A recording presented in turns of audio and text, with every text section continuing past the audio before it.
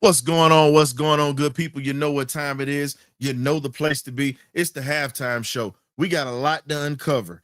Definitely hit that like and subscribe button on the way in. Let's go.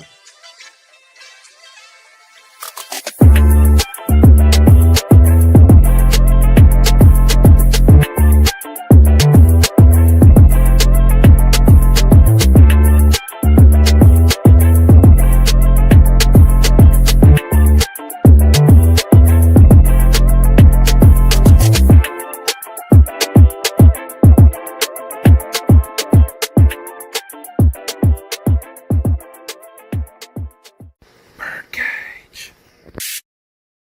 What's going on, man? This is your boy, the historian in the building. Let's go ahead and talk a little bit about the first half of the ball game. Look, Atlanta has controlled the time of possession in this game. Buffalo's had a couple of opportunities in this game. They started off, we thought it was going to end up being a shootout, but Josh Allen is 5 out of 12 for 98 yards, 1 touchdown. This interception that D. Alford had before the half set up an opportunity for us to actually pretty much try to get points. I'm not mad at Drake London. Here's my thing. If you got a chance to get to the end zone, which he did, that was a 6. He stepped out of bounds. He got pushed out of bounds. It is what it is. Other than that, it was 6. This is what the Falcons have to do before I get to the numbers. The Falcons have to break their necks. They have to keep their foot on the gas at this point. The Falcons have been attacking them offensively, and they were pissed about giving up 7. Think about it. We got victimized by Josh Allen. Ever since then, they've been punishing him. You look at the fact that they're tackling well. You look at the fact that we're breaking up passes. And speaking of breaking up passes, hey, shout out to AJ Terrell. Welcome back. You definitely had a situation where you broke up a pass. As I've been saying all season, consistency is the key. That's my word of the season. Consistency. We have to continue to be consistent in this ball game. Look, we already know what it's like to get up on folks in the first half. It's time to shut it down. In the second half, you got to go out here and assert your will and continue to keep blitzing. I got to give Jeff Ulbrich credit. He's made adjustments. James Cook has been neutralized. The only person that really got off in this point, we would have to say, is Knox, the tight end. That is a guy that I mentioned at the first half that he's very dangerous, and he got lost in the shuffle when we gave up the 7. But let's go ahead and talk about these numbers and break this thing down. I'm going to go ahead and bring up the numbers for the teams before I break down the individual numbers. So it's just a beautiful thing looking at what Atlanta is starting to become. And as I said before, it's a long season. I still got to see more. Yes, I'm just as excited as everyone else, but as I've always said, I need to see it consistently. Consistency is the key. Now, we have to be able to finish this ball game and take care of business because at the end of the day, they're a second half team. So Atlanta has 13 first downs. If you look at it, it's pretty balanced. You got 5 on the rushing side, 7 on the passing side. We're 5 out of 8 on third down. I'd like to see that get a little bit better. Also, where we pretty much ended up going 0 for 1 on the 4th down. The corner just made a great play on that 4th down play. Buffalo has 25 total plays to Atlanta's 37. You have 131 yards. We have 335 yards in the first half. This is how this offense is supposed to look with all the weapons. And just think about this, ladies and gentlemen. We don't have Darnell Mooney. We do not have Darnell Mooney in this lineup, a guy that can take the top off of a defense. So when you look at it, at this point, this offense is letting you know that they can put up 35 like nothing. They just have to get into a rhythm. And Bijan Robinson did his thing on that 81-yard run, definitely kept his balance, great vision. But I got to give the offensive line and the wide receivers credit tonight. I'm not getting ready just to praise just my running backs for having great runs. Look, no. They don't get off without this offensive line literally getting pushed on one of the best defensive lines in the AFC, period. This is a playoff team that we're manhandling in the trenches. In the trenches. You got Bosa, who's made some plays, but they've shot themselves in the foot. You have Deon Walker, who we want to bring here to Atlanta on the D. He's definitely made some plays tonight. But the thing that Atlanta has done is control the line of scrimmage. Penix has got sacked once. However, we need a wide receiver too right now. Casey Washington is struggling right now. He's struggling. I'm not going to trash the young man because, hey, Bills corners have made plays tonight. Drake has been on fire. They can't stop him. But at this point, I need to see a little Kadero Hodge or David Sills on the outside. Have some packages where you throw these guys in to where you let Hodge take the top off of this defense, because right now, Drake is killing them by himself. We got to get Kyle Pitts a little bit more involved. Got to get him along the seam routes. When you see the fact that they're starting to creep up because they're afraid of Bijan, that is when you have to put your speed into the game at that perimeter, and you have to literally hit these guys when they're there. Penix had an overthrow against Drake London before the half. We'd like to see that get a little bit better, but it's okay. But at the end of the day, we are starting to see some continuity since Zach Robinson has come down from the booth down to the sideline. Now, Jeff Ulbrich, I don't have a problem with. You know what? We gave up one touchdown in this game. It is what it is. You've literally held them to 83 yards passing in this ball game so far. That is unheard of for a Buffalo Bills offense.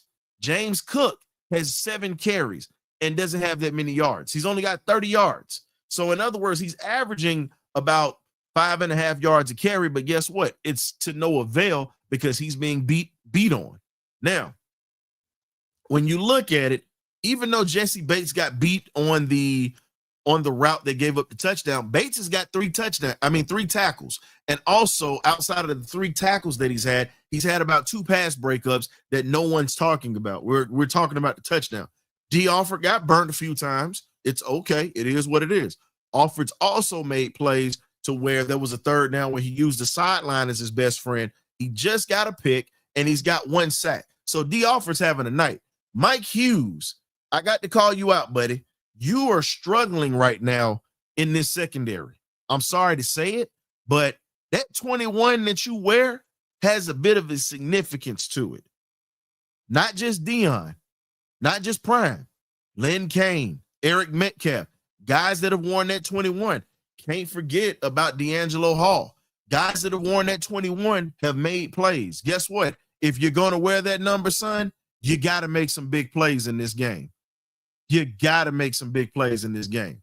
Now, looking at the fact that we fired a wide receiver coach a couple of weeks ago, it seems as if maybe TJ Yates might be helping the wide receiver core and breaking things down for these guys from a quarterback standpoint so these receivers can understand how Penix is going to pretty much throw the ball and put them in situations. So 2 things can be true. Maybe that might have helped. Who knows? But I'm still not going to get onto that because we're still talking about the Buffalo Bills right now. Now, this is the other thing that I have to give it. Tyler Algier set the tone early in this game. He set the tone early in this game with that big run that put us up ahead 7-0 at the beginning. He pretty much let folks know that this is getting ready to be a smash mouth physical game. And you're seeing that all the way around. Offense, defense, hell, special teams is even showing a little bit of grit this week. And they're playing a little bit better. Their coveraging is a lot better. Pinion's not shanking punts. And again, I look at it like this. I'm not mad at Drake London for trying to score a touchdown. Guess what? Instead of trying to get 3, get 6. That is the mentality you got to have. I can respect effort all day. I can respect effort like that all day. I can respect the fact that he's trying to win. He's not trying to give up the draws. He's not trying to look, he's got an opportunity to get a touchdown. Let's go get it. I'll take that all day. I'll take that type of effort all day. This is what I've been preaching on for the longest for this team. We still have a lot that we have to fix in this game. Now, the play calling tonight has been extraordinary. It's on offense and on defense. Now, We've been in the past. Now we've been in the pistol a lot tonight, and we've had success in it. So, ladies and gentlemen, even though a lot of us want us to get back into traditional formations, guess what? This is just our bread and butter. We're going to be running out of pistol all year. So at this point, the argument is done, even whether we win or lose. Zach Robinson's letting you know we're sticking with this. It's pretty much like Novocaine. And at this point, this offense is what we are. Try to stop it. That's pretty much what they're letting folks know. Try to stop it. Darren Orlovsky, I understand where you broke it down on ESPN, where you talked about the pistol. And I get it. And you're absolutely right about that. But this is what I need you to stand on. Don't give Falcons fans fake love tonight, because we heard what you said on ESPN. We heard how you trashed this team. Now, look, I'm one of the most critical Falcon fans here. And anybody that watches The Cage, this halftime show, you know how I speak. I'm going to tell the truth whether you like it or not. But the one thing I'm not going to do is let an outsider talk about this team that I wear on my chest right now. This logo I've been pulling for since I was in diapers. So I'm letting you know, Dan, keep that fake love, man. We okay over here. If you want to criticize us, do that. But don't try to pat us on the back and be all friendly now after you've said what you said. And my thing is, I don't normally do this in the halftime report, but I got to put that out there because that kind of irritated me. So it's a lot of Falcon fans out here that's hearing this on live, and we're laughing because it's a joke at this point. Because God forbid anything bad happens in this game, you're going to be ready to chop us up. I get it's your job, but don't show us love. Give us that same energy. That's all I'm saying. Now, lastly, in the red zone tonight, we've pretty much been 1 out of 1 in the red zone. Perfect. Most of our touchdowns have come from a distance. Now, we've had the ball for 17 minutes and 21 seconds in that first half. Can we duplicate this? I believe so. We had 2 penalties, and they were false start penalties early, getting the jitters out. Now, only 10 yards. They have 5 penalties for 40 yards. We have to continue to keep playing clean football. Do not turn over the football.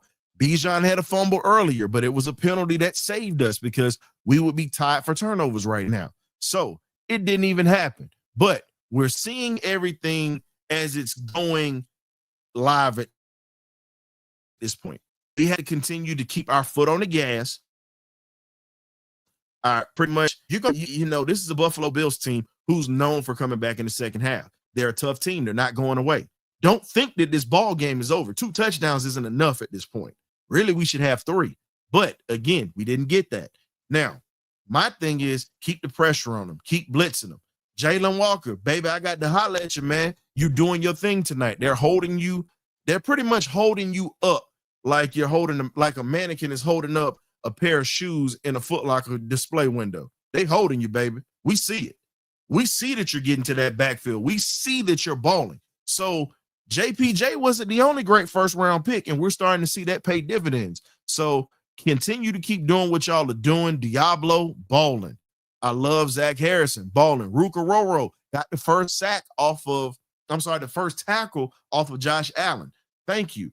Arnold Ebiketie, we've seen you make a play tonight. So this team is starting to step up in multiple ways tonight. Multiple ways.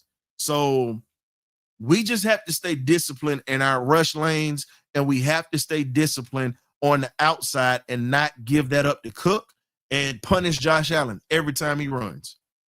Every time he runs, you got to put a hat on him. So great first half. Also, congratulations to Raheem Morris. Thank you for using the challenge flag when you needed to. You definitely had the perfect timing, and you're learning. Consistency is key. Thank you for trying to get better. We appreciate that. Continue the trend of challenging plays like you did and using your timeouts wisely. Please continue to do so. So for everybody that tuned in for the halftime report, I thank you guys for tapping in with me. We got a whole second half, and we're going to have we're pretty much going to have the party line or the benediction post game show after the ball game tonight. So y'all be blessed. Hey, rise up. Let's get this dub, folks. Ghost.